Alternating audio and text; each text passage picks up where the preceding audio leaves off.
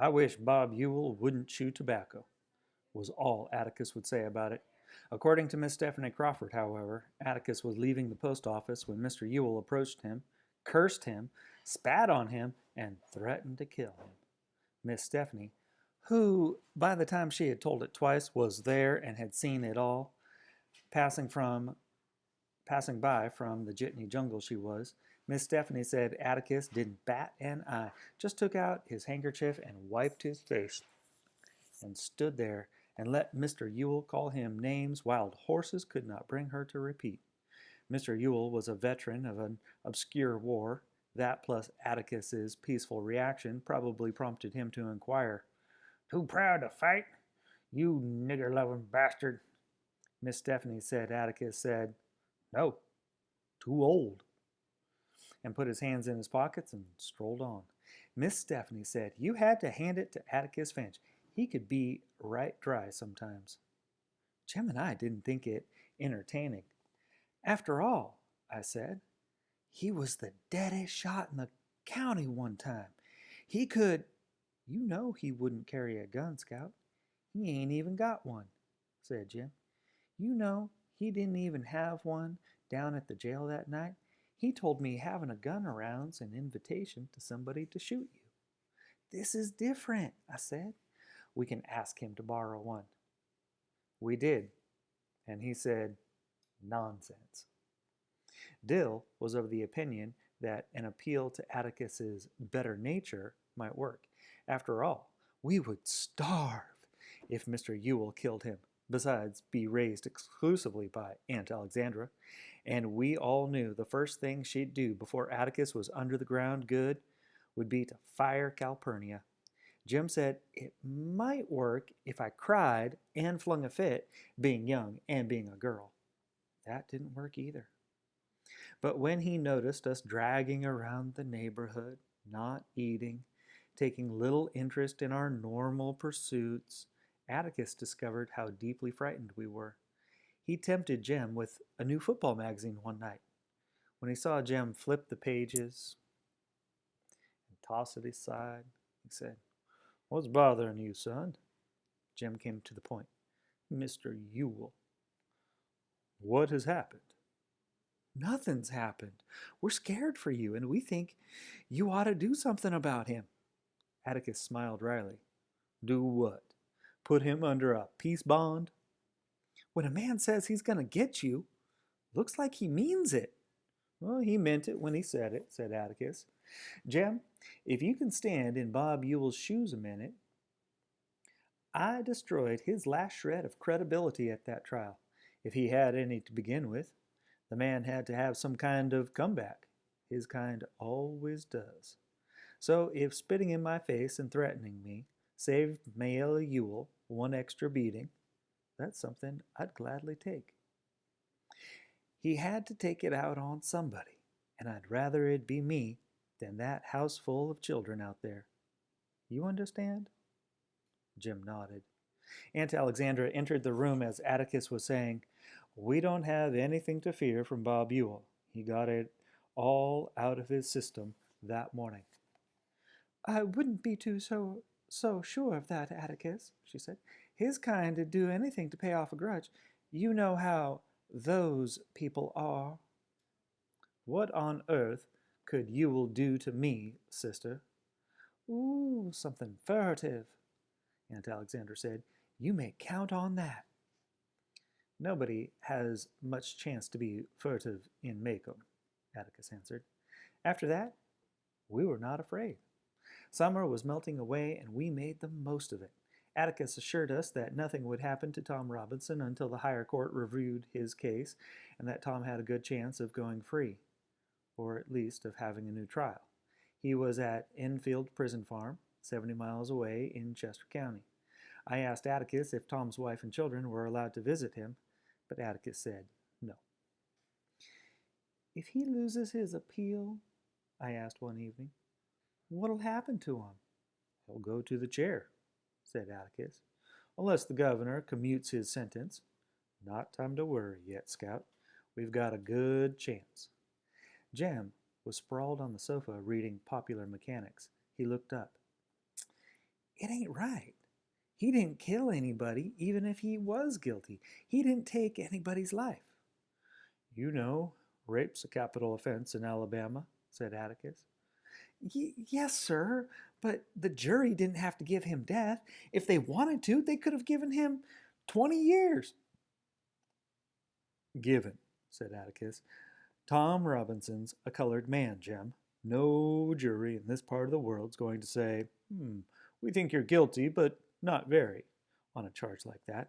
It was either a straight acquittal or nothing. Jem was shaking his head. I know it's not right, but I can't figure out what's wrong. Maybe rape shouldn't be a capital offense. Atticus dropped his newspaper beside his chair. He said he didn't have any quarrel with the rape statute, none whatever, but he did have deep misgivings when the state asked for and the jury gave a death penalty on purely circumstantial evidence. He glanced at me. I saw I was listening and made it easier. I mean, before a man is sentenced to death for murder, say, there should be one or two eyewitnesses. Someone should be able to say, yes, I was there and I saw him pull the trigger. But lots of folks have been hanged on circumstantial evidence, said Jem. I know, and lots of them probably deserved it too. But in the absence of eyewitnesses, there's always doubt, sometimes only the shadow of a doubt. The law says reasonable doubt, but I think a defendant's entitled to the shadow of a doubt. There's always the possibility, no matter how improbable, that he's innocent. Then it all goes back to the jury then. We ought to do away with juries. Jem was adamant. Atticus tried hard not to smile, but couldn't help it. You're rather hard on us, son. I think maybe there might be a better way. Change the law, change it so that only judges have the power of fixing the penalty in capital cases. Then go up to Montgomery and change the law. Oh, you'd be surprised how hard that'd be. I won't live to see the law changed, and if you live to see it, you'll be an old man. This was not good enough for Jem. No, sir, they ought to do away with juries. He wasn't guilty in the first place, and they said he was. If you had been on that jury, son, and 11 other boys like you, Tom would be a free man, said Atticus. So far, nothing in your life has interfered with your reasoning process. Those are 12 reasonable men in everyday life, Tom's jury. But you saw something come between them and reason. You saw the same thing that night in front of the jail. When that crew went away, they didn't go as reasonable men. They went because we were there. There's something in our world that makes most men lose their heads. They couldn't be fair if they tried. In our courts, when it's a white man's word against a black man's, the white man always wins. They're ugly, but those are the facts of life. Doesn't make it right, said Jem stolidly. He beat his fist softly on his knee. You just can't convict a man on evidence like that. You can't. You couldn't, but they could and did. The older you grow, the more of it you'll see. The one place where a man ought to get a square deal is in a courtroom, be he any color of the rainbow. But people have a way of carrying their resentments right into the jury box. As you grow older, you'll see white men cheat black men every day of your life. But let me tell you something, and don't you forget it. Whenever a white man does that to a black man, no matter who he is, how rich he is, or how fine a family he comes from, that white man is trash. Atticus was speaking so quietly, his last word crashed on our ears. I looked up and his face was vehement. There's nothing more sickening to me than a low-grade white man who'll take advantage of a Negro's ignorance. Don't fool yourselves. It's all adding up, and one of these days we're going to pay the bill for it. I hope it's not in your children's time. Jim was scratching his head. Suddenly his eyes widened. Atticus, he said, why don't people like us and Miss Maudie ever sit on juries? You never see anybody from Maycomb on a jury. They all come from out in the woods. Atticus leaned back in his rocking chair. For some reason, he looked pleased with Jim. I was wondering when that had occurred to you, he said. There are lots of reasons. For one thing, Miss Maudie can't serve on a jury because she's a woman. You mean women in Alabama can't? I was indignant.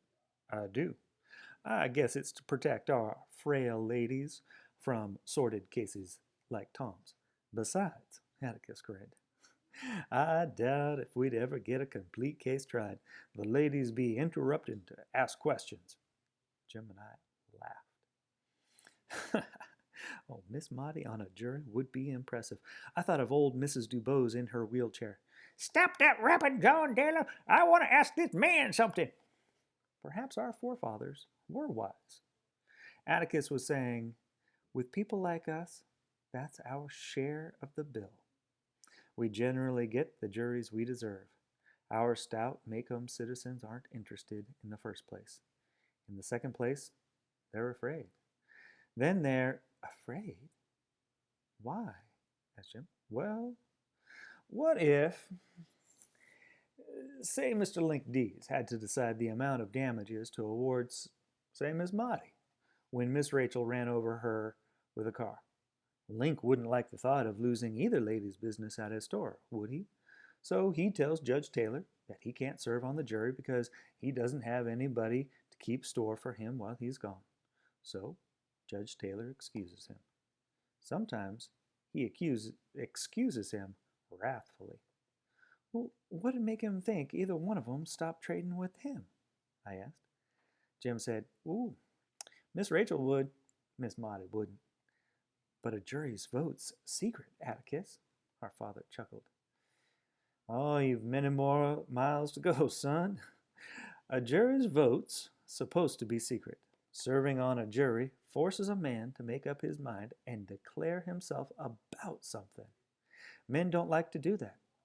Sometimes it's unpleasant. Tom's juries sure made up their mind in a hurry, Jim muttered. Atticus' fingers went to his watch pocket. No, it didn't, he said, more to himself than us. That was the one thing that made me think, well, maybe this is the shadow of a beginning. That jury took a few hours. An inevitable verdict, maybe. But usually, it takes them just a few minutes. This time, he broke off and looked at us. You might like to know that there was one fellow who took considerable wearing down. In the beginning, he was raring for an outright acquittal. Who? Jim was astonished. Atticus's eyes twinkled. It's not for me to say, but I'll tell you this much. He was one of your old Sarum friends.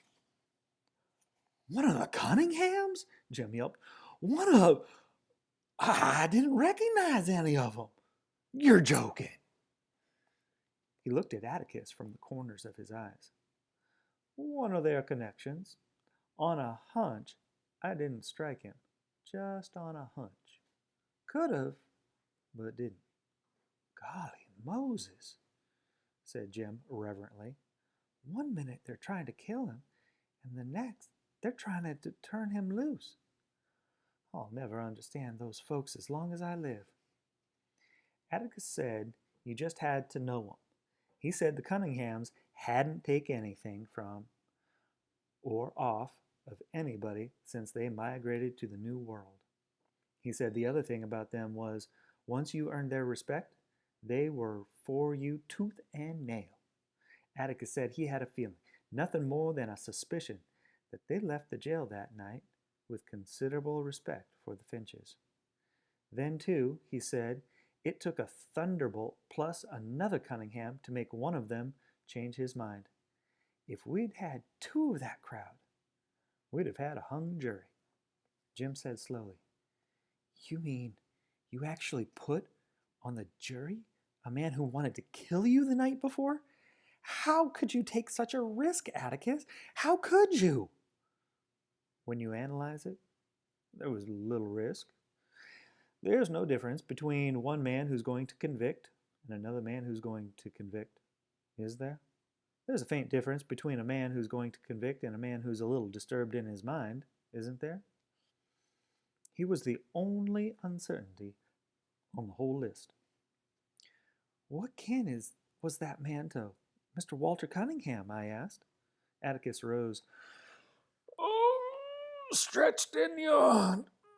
It was not even our bedtime, but we knew he wanted a chance to read his newspaper. He picked it up, folded it, tapped my head. Let's see now. He droned to himself. I got it. Double first cousin. How can that be? 2 sisters married 2 brothers. That's all I'll tell you. You figure it out. I tortured myself and decided that if I married Jim and Dill had a sister whom he married, and our children would be double first cousins. Gee-minity, Jim, I said, when Atticus had gone. They're funny folks. Did you hear that, Auntie? Aunt Alexandra was hooking a rug and not watching us, but she was listening. She sat in her chair with her work basket beside it, her rug spread across her lap. Why ladies hooked woolen rugs on boiling nights never became clear to me. I heard it, she said. I remembered the distant, disastrous occasion when I rushed to young Walter Cunningham's defense. Now, I was glad I'd done it. Soon school starts. I'm going to ask Walter home to dinner, I planned, having forgotten my private resolve to beat him up the next time I saw him. He can stay over sometimes after school, too. Atticus could drive him back to Old Sarum. Maybe he could spend the night with us sometime. Okay, Jim? We'll see about that, Aunt Alexandra said, a declaration that, with her, was always a threat, never a promise. Surprised, I turned to her. Why not, Auntie? They're good folks. She looked at me over her sewing glasses. Jean Louise, there is no doubt in my mind that they're good folks, but they're not our kind of folks. Jim says, she means they're yappy, Scout. What's a yap? Tacky. They like fiddling and things like that. Well, I do too. Don't be silly, Jean Louise, said Aunt Alexandra. The thing is, you can scrub Walter Cunningham till he shines. You can put him in shoes and a new suit, but he'll never be like Jem. Besides, there's a drinking streak in that family a mile wide. Finch women aren't interested in that sort of people. Auntie, said Jem, she ain't 9 yet. She may as well learn it now. Aunt Alexandra had spoken. I was reminded vividly of the last time she had put her foot down. I never knew why. It was when I was absorbed with plans to visit Calpurnia's house. I was curious, interested. I wanted to be her company, to see how she lived, who her friends were. I might as well have wanted to see the other side of the moon. This time the tactics were different, but Aunt Alexandra's aim was the same. Perhaps this is why she had come to live with us, to help us choose our friends. I would hold her off as long as I could. If they're good folks, then why can't I be nice to Walter? I did not say not to be nice to him. You should be friendly and polite to him. You should be gracious to everybody, dear, but you don't have to invite him home. What if he was kin to us, Auntie? The fact is that he is not kin to us, but if he were, my answer would be the same. Auntie, Jem spoke up, Atticus says you can choose your friends, but you sure can't choose your family, and they're still kin to you no matter whether you acknowledge them or not, and it makes you look right silly when you don't. That's your father all over again, said Aunt Alexandra, and I still say that Jean Louise will not invite Walter Cunningham to this house. If he were her double first cousin once removed, he would still not be received in this house unless he comes to see Atticus on business. Now that is that. She had said, "Indeed not," but this time she would give her reasons. "But I want to play with Walter, Auntie. Why can't I?" She took off her glasses and stared at me. Oh, now I can't see. "I'll tell you why," she said. "Because he is trash. That's why you can't play with him.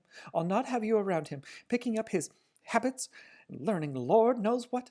You're enough of a problem to your father as it is." I don't know what I would have done, but Jem stopped me. He caught me by the shoulders, put his arm around me, and led me sobbing in fury to his bedroom. Atticus heard us and poked his head around the door. "That's all right, sir," said Jem gruffly. "It's not anything." Atticus went away. "Have a chew, Scout." Jem dug into his pocket and extracted a Tootsie Roll. It took a few minutes to work the candy into a comfortable wad inside my jaw. Jem was rearranging the objects on his dresser. His hair stuck up behind and down in front, and I wondered if it would ever look like a man's. Maybe if he shaved it off and started over, his hair would grow back neatly in place. His eyebrows were becoming heavier, and I noticed a new slimness about his body. He was growing taller. When he looked around, he must have thought I would start crying again, for he said, "Show you something if you won't tell anybody." I said, "What?" He unbuttoned his shirt, grinning shyly. "Well, what?" "Well, can't you see it?" "Well, no." "Well, it's a hair." "Where?" "There, right there." He had been a comfort to me, so I said it looked lovely, but I didn't say anything. "It's real nice, Jem. Under my arms, too," he said. "Going out for football next year, Scout. Don't let Andy aggravate you." It seemed only yesterday that he was telling me not to aggravate Auntie. "You know, she's not used to girls," said Jem. "Leastways, not girls like you. She's trying to make you a lady. Can't you take up sewing or something?" "Hell no! She doesn't like me, that's all there is to it. And I don't care. It was her calling Walter Cunningham trash that got me going, Jim. Not what she said about me being a problem to Atticus." We got all that straight one time. I asked him if I was a problem, and he said not much of one, at most one that he could always figure out, and not to worry my head a second about bothering him. Nah, it was Walter. That boy's not trash, Jem. He ain't like the Ewells. Jem kicked off his shoes and swung his feet to the bed. He propped himself up against a pillow and switched on the reading light. "You know something, Scout? I've got it all figured out now. I've thought about it a lot lately, and I've got it figured out. There's 4 kinds of folks in the world. There's the ordinary kind like us, and the neighbors. And then there's the kind like the Cunninghams out in the woods. The kind like the Ewells down at the dump, and the Negroes." "Well, what about the Chinese and the Cajuns down yonder in Baldwin County?" "I mean Macomb County. The thing about it is, our kind of folks don't like the Cunninghams don't like the Ewells, and the Ewells hate and despise the colored folks." I told Jem if that was so, then why didn't Tom's jury, made up of folks like the Cunninghams, acquit Tom to spite the Ewells? Jem waved my question away as being infantile. "You know," he said, "I've seen Atticus pat his foot when there's fiddling on the radio, and he loves pot liquor better than any man I ever saw." "And that makes us like the Cunninghams," I said. "I can't see why Andy—" No. Let me finish. "It does. But we're still different somehow. Atticus said one time the reason Auntie's so hyped on the family is because all we've got's background and not a dime to our names." "Well, Jem, I don't know. Atticus told me one time that most of this old family stuff's foolishness because everybody's family is just as old as everybody else's." I said, "Did that include the colored folks and the Englishmen?" And he said yes. "Background doesn't mean old family," said Jem. "I think it's how long Your family's been reading and writing, Scout. I've studied this real hard, and that's the only reason I can think of. Somewhere along when the Finches were in Egypt, one of them must have learned hieroglyphics, a hieroglyphic or two, and he taught his boy. Jim laughed. Imagine Auntie being proud of her great granddaddy could read and write. Ladies pick up funny things to be proud of. Well, I'm glad he could. Or who'd have taught Atticus and them? And if Atticus couldn't read, you and me'd be in a fix. I don't think that's what background is, Jim. Well, how do you explain why the Cunninghams are different? Mr. Walter can hardly sign his name. I've seen him. We've just been reading and writing longer than they have. No, everybody's got to learn. Nobody's born knowing. That Walter's as smart as he can be. He just gets held back sometimes because he has to stay out and help his daddy. Nothing's wrong with him. Nah, Jim. I think there's just one kind of folks. Folks. Jim turned around and punched his pillow. When he settled back, his face was cloudy. He was going into one of his declines, and I grew wary. His brows came together, and his mouth became a thin line. He was silent for a long while. That's what I thought, too, he said at last, when I was your age. If there's just one kind of folks, why can't they get along with each other? If they're all alike, why do they go out of their way to despise each other? Scout, I'm beginning to understand something. I think I'm beginning to understand why Boo Radley stayed shut up in the house all this time. It's because he wants to stay inside. Thanks for listening.